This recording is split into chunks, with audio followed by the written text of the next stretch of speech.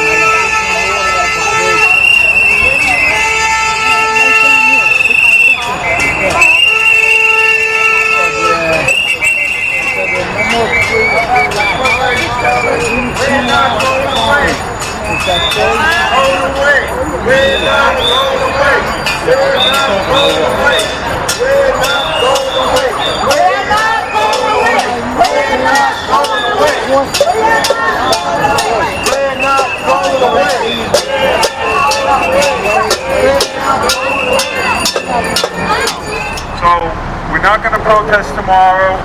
We're not going to protest on Saturday. October 1st date means nothing. That's the old date. They abandoned that a long time ago. There's no contract yet with the city of New York, with the comptroller. The comptroller's office said that they would let us know when the contract came in, and it hasn't.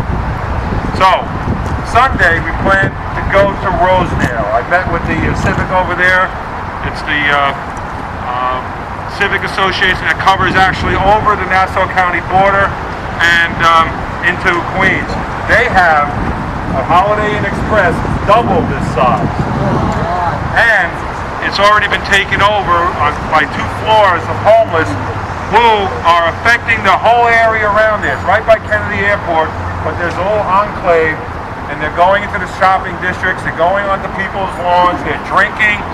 They're actually trying to steal little rowboats because they're on the water there. They came to that Juniper Park Civic meeting, remember that? And she spoke, and we all said, we're going to go out there.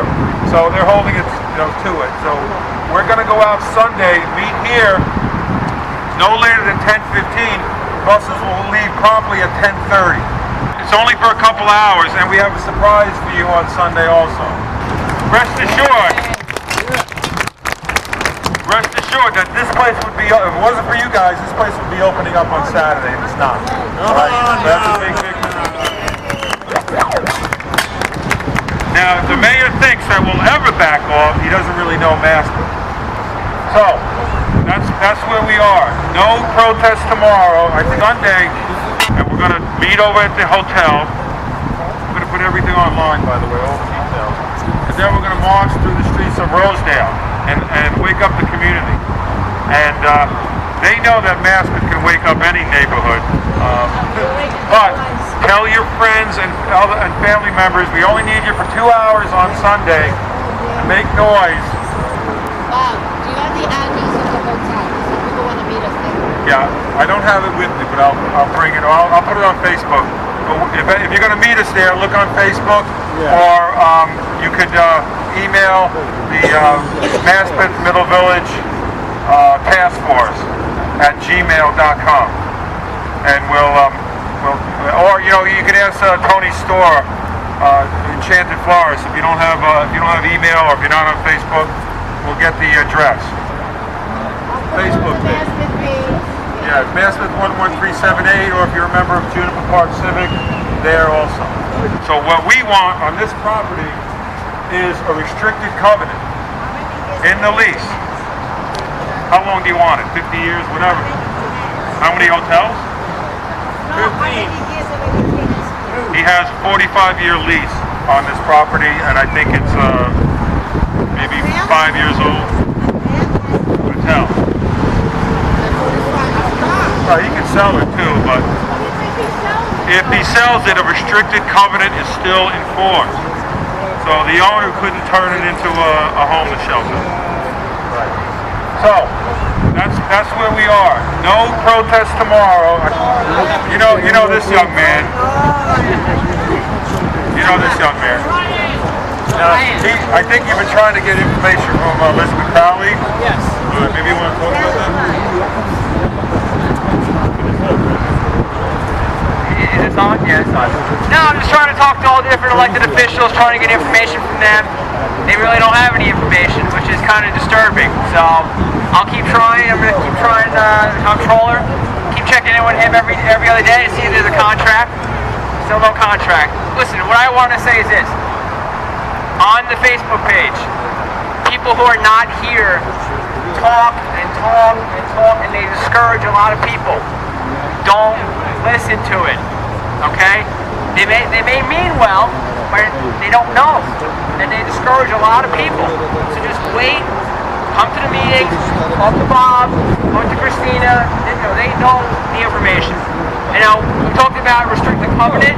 What that is, it basically would say, like Bob said, the hotel can never have a homeless shelter here, or for 50 years a homeless shelter can't be here. Now what happens is then you're going to say, well, what if Patel sells? The restrictive covenant runs with the land. So if I would buy the hotel, or you would buy the hotel, and we want to put a shelter on it, we wouldn't be able to. Because the lease would say, or the contract would say, you can't have a shelter on it. So that is the key. De Blasio and Acacia, they're going to keep pushing. Everyone's asking, why are we still here? Why are we still here? Because Patel, even though he said he doesn't want to do the shelter, that doesn't stop him from next week saying, oh, I want to do the shelter now. That's why the restrictive covenant is the key. So keep coming out, keep pushing, and stop listening to everyone on Facebook. We won't spread rumors. Nobody.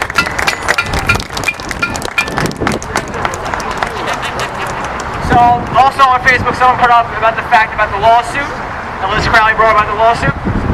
So they're arguing that she doesn't have standing, which means that they're claiming there's no injury to Liz Crowley or to the politicians. Because what they sued under was the kitchen issue, right? That the hotel didn't have a kitchen.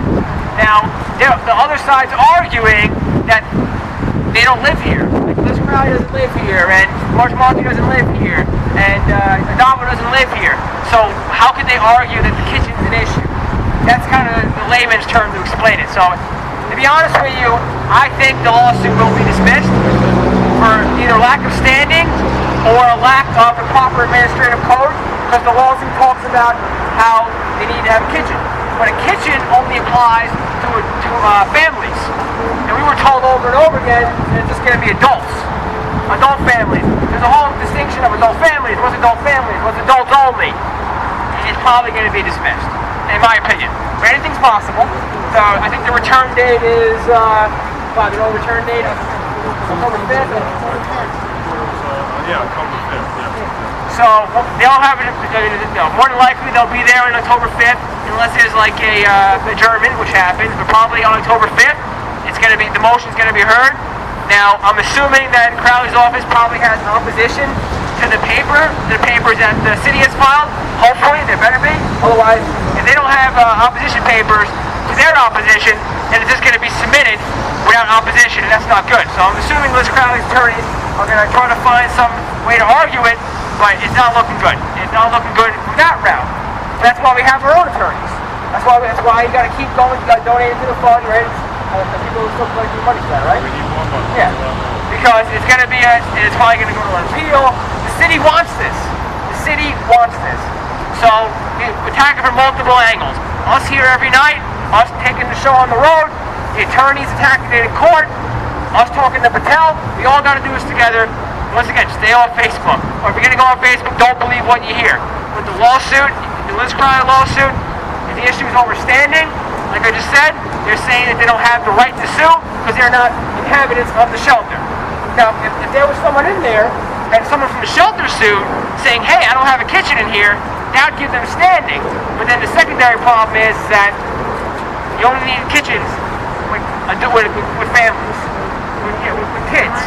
And the argument is, well, adult families is not families under the administrative code.